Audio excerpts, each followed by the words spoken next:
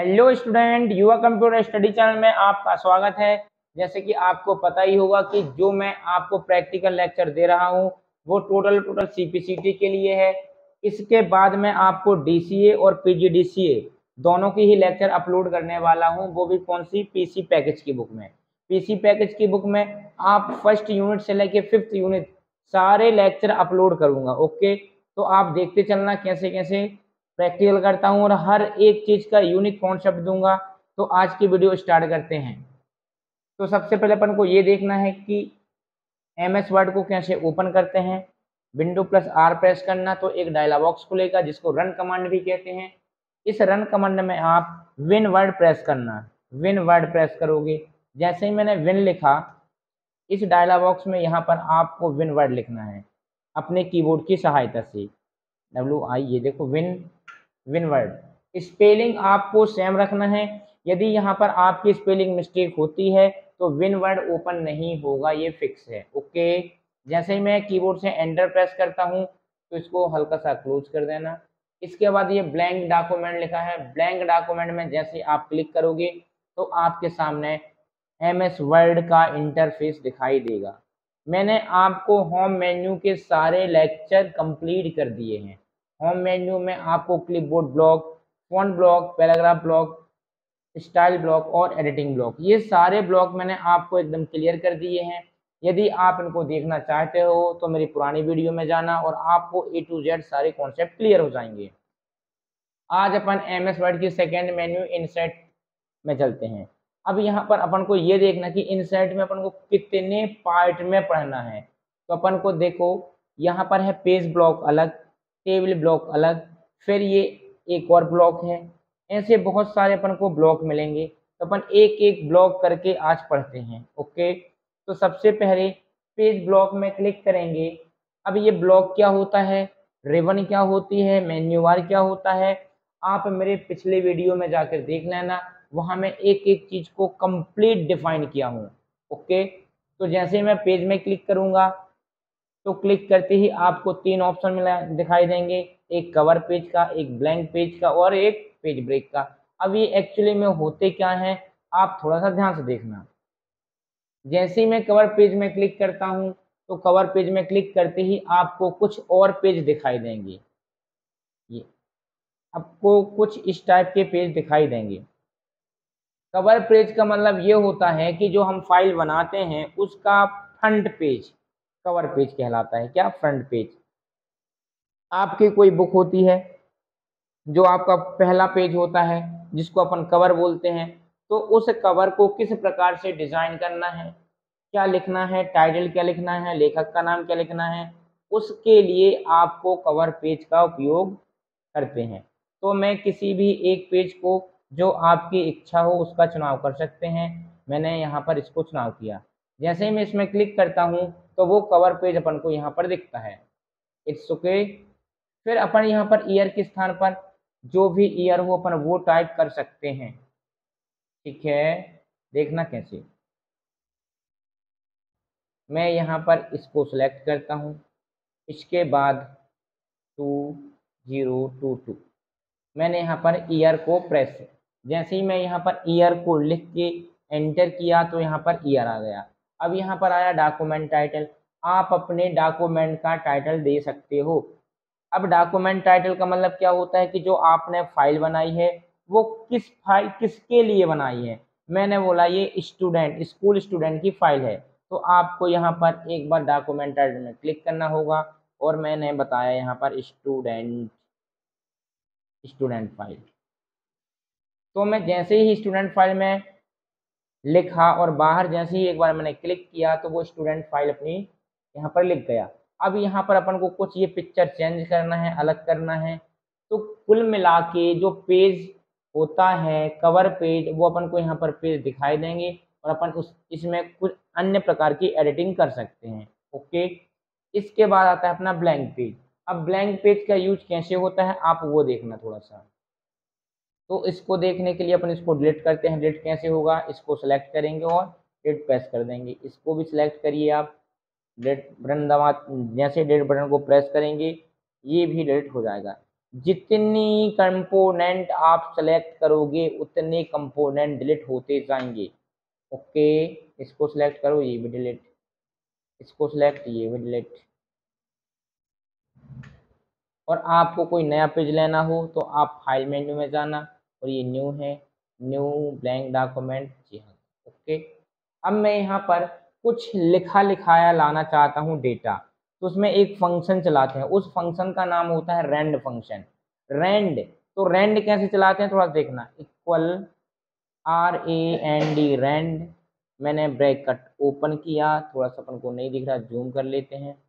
Okay, ये zoom कैसे मैंने किया, आप कीबोर्ड की कंट्रोल बटन को दबा कर रखना है और माउस की स्क्रॉल बटन को अप डाउन करना है, तो आपका पेज क्या होगा, जूम इन और जूम आउट होगा। आप करके देख लेना, अवश्य होगा।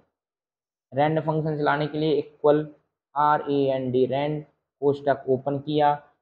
अभी यदि मैं यहाँ पर 5 लिखता हूँ, आप यहाँ पर लिखो 10 और कोष्टक बंद कर दिया, और जैसे ही मैं एंटर करूंगा तो 10 का मतलब है यहाँ पर 10 पैराग्राफ लिखकर आ जाएंगे। उसमें अपन प्रैक्टिस कर सकते हैं। एंटर प्रेस किया तो कितने पैराग्राफ आ गए बेटा, 10 पैराग्राफ आ गए। ओके, यहाँ पर अपने 10 पैराग्राफ हैं। अब मैं चाहता हूँ कि यहाँ पर एक ब्लैंक पेज आ जाए, तो क्या करूँगा, यदि मैं 10 पैराग्राफ से आपको देता हूँ 45 पैराग्राफ, ठीक है, एंटर प्रेस करता हूँ, तो कितने कुल पैराग्राफ आ गए बेटा, 45 पैराग्राफ आ गए। और कितने पेज आ गए, कितने शब्द लिख गए, ये सब कुछ दिखेगा। यहाँ पर आप देखिए 4 ऑफ 4 का मतलब क्या होता है, अब कितना लिख गया, 3 ऑफ 4। इस 4 का मतलब होता है कि ये 45 पैराग्राफ कुल 4 पेज में आए हुए हैं। ओके, और जो ये 3 है, 3 नंबर पर मेरा कर्सर है, मतलब पेज नंबर 3 में कर्सर है। अब यदि मैं कर्सर यहाँ पर प्रेस करता हूँ तो यहाँ पर देखो 2 हो गया, इसका मतलब क्या हो गया कि जो मेरा कर्सर है वो पेज नंबर 2 में है।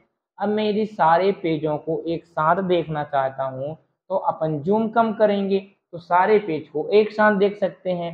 तो आप जूम कैसे कम करोगे, कीबोर्ड की सहायता से कंट्रोल की को प्रेस करना है और कंट्रोल की को दबा के रखना है, और आप स्क्रॉल बार से स्क्रॉल करना है।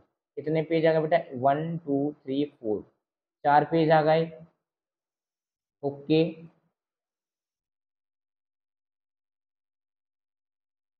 तो यहाँ पर ओनली 4 पेज हैं। अब मैं चाहता हूँ कि जो ये 4 पेज हैं, यहाँ पर ये 1 में क्लिक करता हूँ तो देखना यहाँ पर 4 ऑफ 1 आ गया, यहाँ पर 2 ऑफ 4 आ गया, 3 ऑफ 4 आ गया। मतलब जिस पेज में क्लिक करूँगा उस पेज में कर्सर दिखाई देगा और यहाँ पर पेज नंबर चेंज होंगे।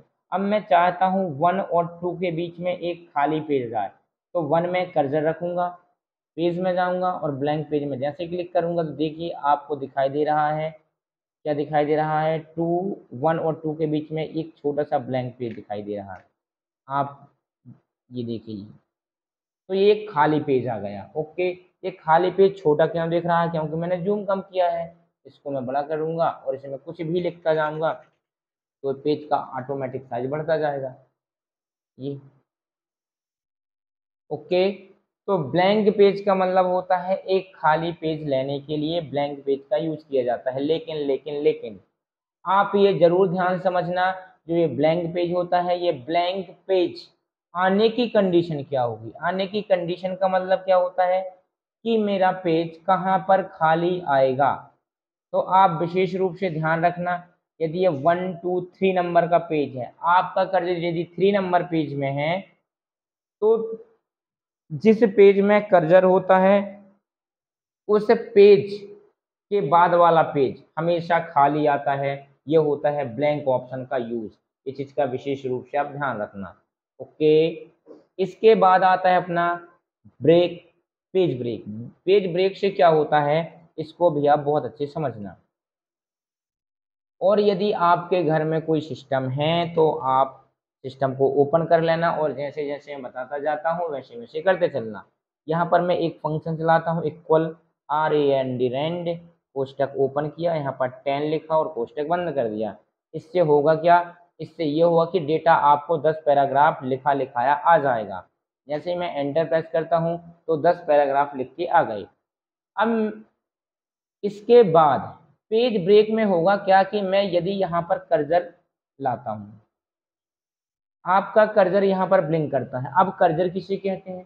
तो कर्सर जो अपना ये ब्लिंक करता हुआ एक डंडा होता है या आड़ा डंडा होता है, क्वेश्चन सीबीसीटी में पूछा जाता है कि जो एक आड़ा डंडा ब्लिंक करता रहता है उसे क्या कहते हैं? तो उसका आंसर आ जाएगा कर्सर, क्योंकि ये क्वेश्चन पूछा गया है सीपीसीटी में।